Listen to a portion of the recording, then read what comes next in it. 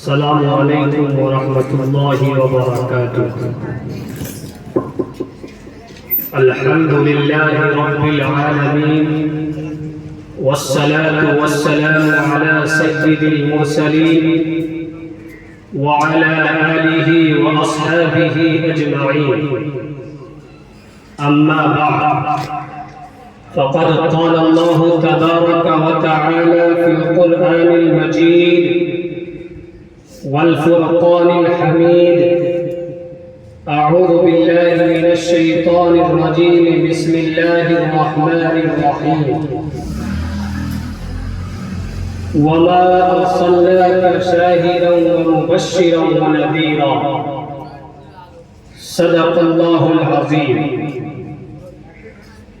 مجھے جب گردش دولا ستاتی ہے، مجھے جب گردش دولا ستاتی ہے تو محمد مصطفیٰ صلی اللہ علیہ وسلم کی یاد آتی ہے، اور خدا کا شکر ہے کہ ہم ایسے نبی کے امتی ہیں کہ جن کا نام لینے سے جہنم کانپ جاتی ہے۔ برادران اسلام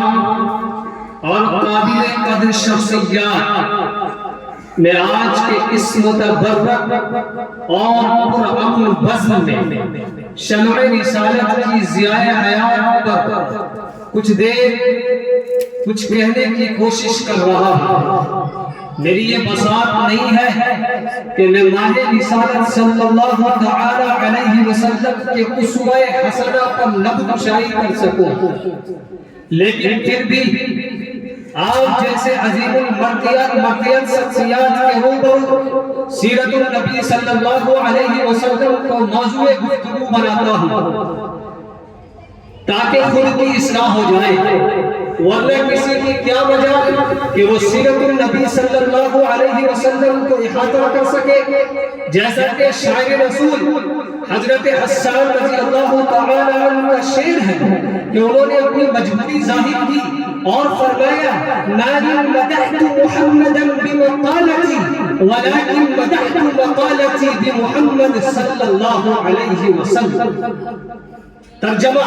میری بساط نہیں کہ میں اپنے اشعار سے مدحت رسول کا حق ادا کر سکوں، ہاں میں نے ذکر رسول صلی اللہ علیہ وسلم سے اپنے اشعار کی ضرور مدح سرائی کی ہے۔ کسی اردو شاعر نے کیا ہی خوب کہا کہ قلم میرا قاصر زبان میری عاجز، محمد کی عظمت بتاؤں میں کیسے، کہ قلم میرا قاصر زبان میری عاجز، محمد کی عظمت بتاؤں میں کیسے، ہے محبوب رب امام الرسل و فضائل مکمل سناؤں میں کیسے۔ ملت اسلامیہ کے دھڑکتے دلوں، بعثت نبوی صلی اللہ علیہ وسلم سے قبل پورے جزیرۃ العرب میں کوئی حکمرانی کرنے کے لیے تیار نہیں تھا، اور نہ نظام مکمل تھا، اور عدالت و انسانیت اور امانت و دیانت اور صلاح و تقوی اور زہد و غربت کا جنازہ نکل چکا تھا، اور شرافت و عزت کی کلیاں اجاڑ چکی تھی، اور شرک و ضلالت کی تاریکی ہر سمت نظر آ رہی تھی۔ نفرت، ظلمت، شقاوت اور عداوت کا دور، کسی اردو شاعر نے کیا ہی خوب منظر کشی کی کہ بدی کا ذوق تھا، ہر سو جہالت کی گھٹائیں تھی، فساد و ظلم کی چاروں طرف پھیلی ہوائیں تھی، ذرا سی بات پر تلوار چل جاتی تھی آپس میں تو پھر جنگ جاتی ہی نہ تھی دو جان کے بس میں۔ اگر لڑکی کی پیدائش کا گھر میں ذکر سن لیتے تو اس معصوم کو زندہ زمین میں دفن کر دیتے، غرض کے جو بھی برائی تھی سب ان میں پائی جاتی تھی، نہ تھی شرم حیا آنکھوں میں، گھر گھر میں بے حیائی تھی، مگر اللہ نے جب ان پر اپنا رحم فرمایا تو عبداللہ کے گھر میں خدا کا لاڈلا آیا۔ قدرت خدا بندی نے اس پرفتن دور میں شہدایان لات و عزا کو رشد و ہدایت کے راستے پر گامزن کرنے کے لیے، وحشت و بربریت کو ختم کرنے کے لیے قرآن کی چوٹیوں سے آفتاب رسالت صلی اللہ علیہ وسلم کو طلوع فرمایا۔ مکہ میں طلوع آفتاب کے وقت آفتاب رسالت آمینہ کے لال عبداللہ کے لفظ جگر عبد المطلب کے نور نظر دو شعبہ کو اپنے تمام کے تمام انوار و برکات کے ساتھ تشریف لا رہے ہیں۔ سبحان اللہ سبحان اللہ، ایک عجیب ماحول ہے جہاں صرف دستور ہی نور نظر آ رہا ہے، پورے مکہ میں انوار الہی کا نزول ہو رہا ہے۔ ظلمت کدا پورے ملک میں میرے عزیزوں، حضور پاک علیہ السلام کے آنے کے موقع پر خوشیاں منائی جا رہی ہے، اور کسی نے کیا خوب کہا کہ وہ آ گئے تو آ گیا دنیا میں انقلاب، وہ آ گئے تو آ گیا دنیا میں انقلاب، اجڑا ہوا چاند تھا گلستہ کر گئے۔ میرے قلب و جگر کے ساتھیوں،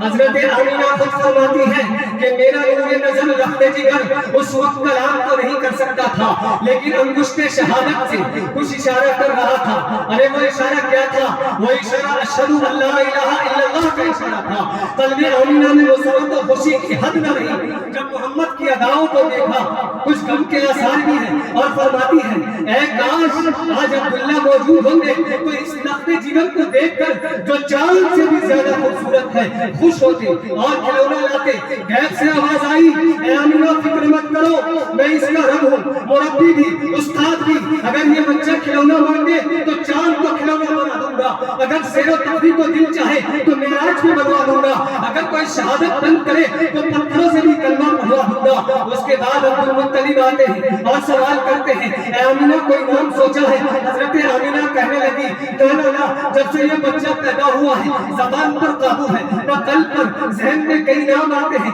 لیکن قلب میں دستک ہوتی ہے محمد رسول اللہ صلی اللہ تعالی علیہ وسلم۔ حضرت عبد المطلب کہنے لگے اے آمینہ میں نے اس نام کو اور اس نام کا بچہ پورے جزیرۃ العرب میں نہ دیکھا اور نہ سنا۔ حضرت آمینہ کہنے لگی آپ نے اس نام کو نہیں سنا ہوگا، اس جیسا بچہ پورے جزیرۃ العرب ہی کیا پوری دنیا میں موجود نہ ہوگا۔ یہ وہ بچہ ہے جس کی تعریف خود رب کائنات کرتا ہے اور تعالی کا ذکر۔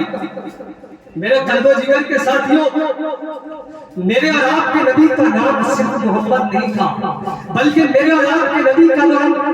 عنوان بن گیا تھا۔ آپ کو تمام محاسن کا ایک خوبصورت گلدستہ بنا دیا گیا تھا۔ ہمارے نبی صلی اللہ علیہ وسلم کے اندر حضرت آدم علیہ السلام کی صورت کی، حضرت شیث علیہ السلام کی معرفت کی، حضرت نوح علیہ السلام کی شجاعت کی، حضرت ابراہیم علیہ السلام کے اخلاق تھے، حضرت اسماعیل علیہ السلام کی زبان کی، اسحاق والی رضا، صالح والی فساد کی، لوط والی حکمت، یعقوب والی بشارت کی، موسیٰ والا جلال، ایوب والا صبر تھا، یونس والی اطاعت، عیسیٰ والا جہاد تھا، داؤد والی خوشحالی، دانیال والی محبت تھی، الیاس والا وقار، یحییٰ والی عصمت تھی، عیسیٰ والا زہد تھا۔ گویا کہ میرا نبی تمام انبیاء علیہ السلام کا ایک خوبصورت گلدستہ تھا۔ اسی لیے تو کسی شاعر نے کیا ہی خوب کہا کہ بلغ العلا بکمالہ، بلغ العلا بکمالہ، کشف الدجی بجمالہ، حسنت جمیع خصالہ، صلوا علیہ وآلہ۔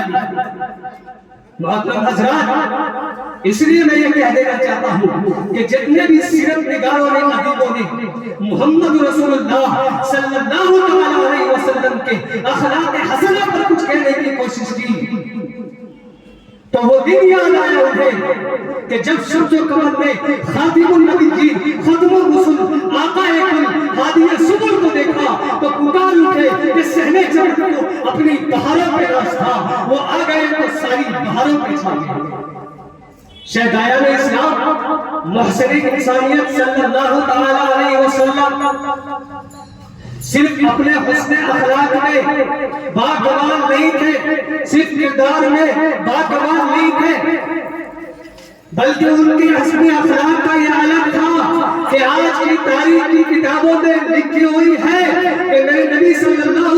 علیہ وسلم کے حسن اخلاق کی بنیاد پر صحابہ کرام کی ایک مقدس جماعت ایسی تیار ہوئی کہ انہوں نے اسلام کا ڈنکا پوری دنیا میں بچایا۔ اسلام کا پرچار صحابہ کرام کے ذریعے سے حسن محمد رسول اللہ صلی اللہ علیہ وسلم کے حسن اخلاق کے ذریعے سے پوری دنیا میں اسلام کا ڈنکا بجا، پوری دنیا میں اسلام کا ڈنکا پھیلا۔ میرے عزیزوں، اور اس کی بنیاد پر میرے نبی صلی اللہ علیہ وسلم کے حسن اخلاق کی بنیاد پر ایسا عالم آیا، ایسا دن آیا کہ جو حضرات شرک گناہ میں مبتلا تھے وہ توحید گناہ میں مبتلا ہو گئے، جو حضرات میرے عزیزوں بت پرستی کے مبتلا تھے وہ اللہ کی رضامندی میں مبتلا ہو گئے، جو حضرات شرک میں مبتلا تھے ان کو توحید میں مبتلا کیا گیا۔ میرے عزیزوں، یہ ہے میرے نبی صلی اللہ علیہ وسلم کا حسن اخلاق۔ اسی لیے تو میں یہ کہہ دینا چاہ رہا ہوں کہ پوری دنیا میں جتنے بھی سیرت نگاروں نے، ادیبوں نے، خطیبوں نے، مقرروں نے اپنے وسعت کے موافق کچھ کہنے کی کوشش کی، لیکن آخر میں یہ کہنے پر مجبور ہو گئے کہ لا يمكن الثناء كما كان حقه، لا يمكن الثناء كما كان حقه بعد از خدا بزرگ کی قصہ مختصر۔ انہی چند الفاظ کے ساتھ میں اپنے بیان سخن کو اس شعر پہ ختم کروں گا کہ محمد کی محبت دین حق کی شرط اول ہے، کہ محمد کی محبت دین حق کی شرط اول ہے، اسی میں ہو اگر خامی تو سب کچھ نامکمل ہے۔ وما علینا الا البلاغ۔ السلام علیکم ورحمۃ اللہ وبرکاتہ۔ جزاک اللہ۔